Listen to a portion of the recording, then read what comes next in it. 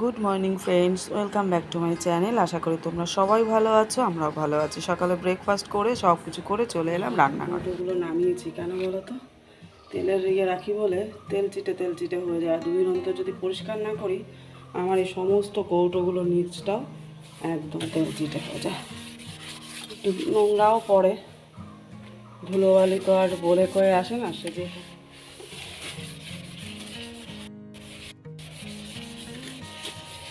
এবার ভাবছি একটা টিস্যু পেপার হোক বা কোনো প্লাস্টিক হোক, তার উপরে তেলের বোতলগুলো রাখবো, পাল্টে নেব।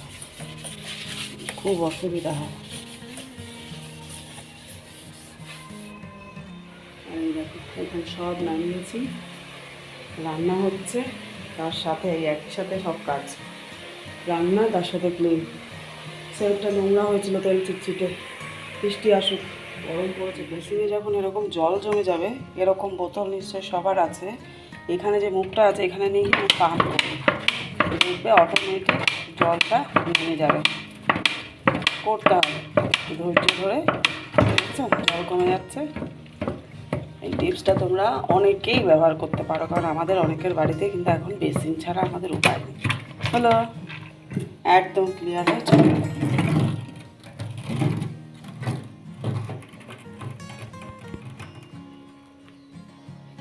একটু জামা কাপড়গুলো ভাঁজ করেছি, সেগুলো জায়গা মতো রাখবো, কিছু বাতিল করব, এই নিয়ে শুরু হয়েছে। এটা কিন্তু পরের দিন বন্ধুরা, বৃহস্পতি শুক্র দুদিন নিয়ে ব্লগটা। সকালবেলা এই ওষুধের বাক্স নিয়ে বসেছি কেন জানো তো, এগুলো হচ্ছে আমার শাশুড়ি মায়ের রাখা ওষুধ। ওনার নিঃশ্বাসে কষ্ট হতো, সেই ডুওলিন, বুডিকট এগুলো আমিই দিতাম, থাইরয়েডের ওষুধ।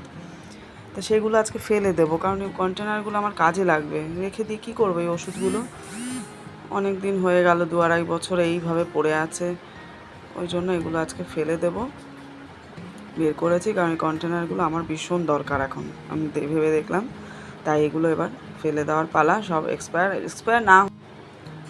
এই যে সকাল এখন 7:30 বাজে, অভিনব পড়তে চলে গেল। এটা বৃহস্পতিবার সকাল। তোমাদের আরও একটিবার গুড মর্নিং বললাম। তোমরা সবাই ভালো থেকো, কেমন আছো জানিও কমেন্ট করে। আর এই দেখো টগর ফুল গাছে টগর ফুল হয়েছে। আর আমি তো জানো অনেক প্লাস্টিক সব জমি রেখে দিই, সেইগুলো নিয়ে সব পুড়িয়ে দিলাম একদম পরিষ্কার করে নিয়ে। আমি প্লাস্টিক এদিক ওদিক ফেলি না কখনো। দাদাভাই বাজার করে নিয়ে এলো অভিনবকে দিতে গিয়ে। কি কি এনেছে তাই দেখো, আম এনেছে, এদিকে এই সবজিগুলো এনেছে, আলু এনেছে, আর মাছ নিয়ে এসছে। আর এই ডিমের ট্রে শেষ। এটা হচ্ছে আমার লাড্ডু দিয়ে খেয়েছিলাম যে, সেই লাড্ডুর বাক্স। আমি ফেলিনি, কারণ দেখতে বেশ সুন্দর আর কাজেও লাগবে ভাবলাম, রেখে দিয়েছিলাম তাই ধুয়ে টুয়ে। আর ট্রে যেহেতু শেষ, রেখে কি করব।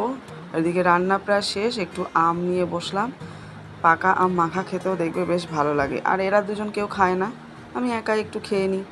একটু মাঝে সাঝে নিজের ইচ্ছাটাকেও প্রায়োরিটি দিতে হয়, তাই না? ওই জন্য একা একা একটু খেতে বসে গেলাম। দারুণ টেস্টি লাগছে জানো তো, এরা আম মাখা খেতেই যায় না। এদিকে রান্না প্রায় শেষ, ভাতটা হচ্ছে, ভাতটা বসিয়ে দিয়ে এবার স্টিমে করে দিয়ে আমি স্নানে চলে যাব। কারণ এত গরম তোমাদের সাথে, ওই জন্যই আমি বিশেষ করে বেশি ভিডিও শেয়ার করতেই পারলাম না। অতিরিক্ত গরম। স্নান করে এসে এই যে ভাতটা এবার মার গালবো।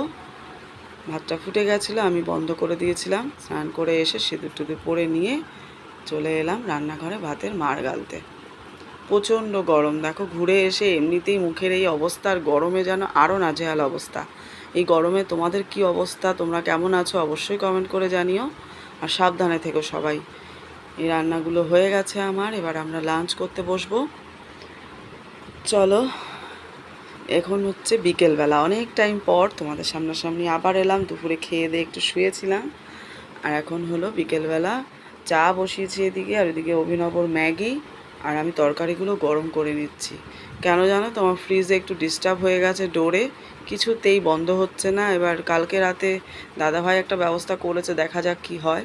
এদিকে আমি ঘ্যাটকলটা কেটে রাখছি, পরের দিনের রান্নাটা তাহলে তাড়াতাড়ি এগোবে। তোমরাও পারো কিন্তু কাজগুলো এরকমভাবে এগিয়ে রাখতে, যদি সময় পাও। সময়টা নিজেদের হাতের ওপরে বের করা, তাই না? এদিকে লঙ্কার বটুগুলো ছাড়াতে বসে গেলাম, কারণ বটুগুলো ছাড়িয়ে রাখলে লঙ্কাটা টাটকা থাকে আর নষ্টও হয় না, পচে যায় না, এই আর কি। তো যাই হোক, আজকে এটাই শেয়ার করলাম, রান্না বান্না, কিচেন ক্লিন করা, বেসিন কীভাবে পরিষ্কার করতে হয়, এই সমস্ত। এই দেখো রাতে এই জলটা আমি ভিজিয়ে রাখছি। ভিডিওটাও এখানে শেষ করব। আগামীকাল সকালবেলা উঠে এই জলটা আমরা তিনজনেই খাবো। আশা করি তোমাদেরও উপকারে আসবে। এখানেই ভিডিওটা শেষ করছি। লাইক, শেয়ার, কমেন্ট করো। ভালো থেকো, টাটা। আর সবাই কিন্তু এমনি করে আমাকে ভালোবাসা দিয়ে এগিয়ে নিয়ে যেতে সাহায্য করো, কেমন? ভালো থেকো সবাই।